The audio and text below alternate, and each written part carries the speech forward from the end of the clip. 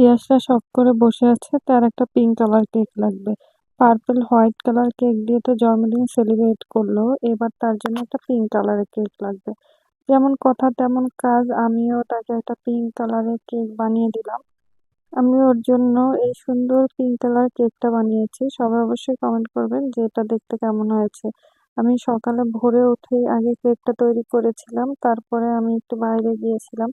বাইরে থেকে এসে আবার আমি এই যে কেকের ডেকোরেশন করছি এখন বসে বসে। আমি আজকে কেকটা খুব সিম্পলের মধ্যে করেছি। ইয়ার সাথে এটাকে অনেক বেশি পছন্দ করেছে, ওকে ডেকেছি। ও কেক দেখে খুবই অবাক আর অনেক হ্যাপি হয়েছে। ও কেকটা অনেক সুনাম করতেছিল। তারপর ওকে রেডি করে নিয়ে গেলাম ছাদে কেকটা কাটার জন্য।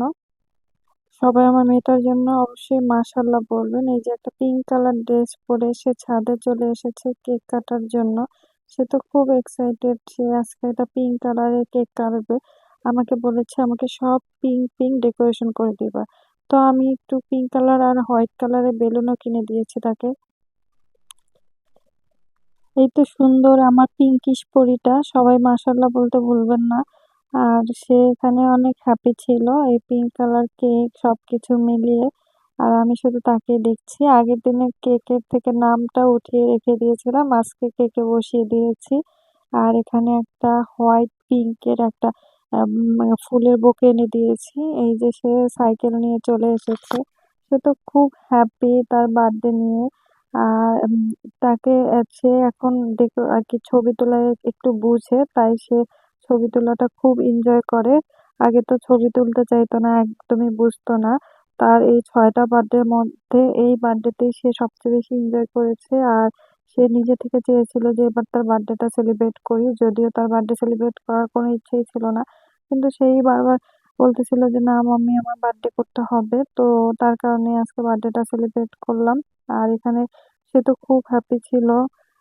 একদিন পরে একদিন এক একটা সারপ্রাইজ পেতে, বাচ্চারা আসলে সারপ্রাইজ পেতে খুবই পছন্দ করে।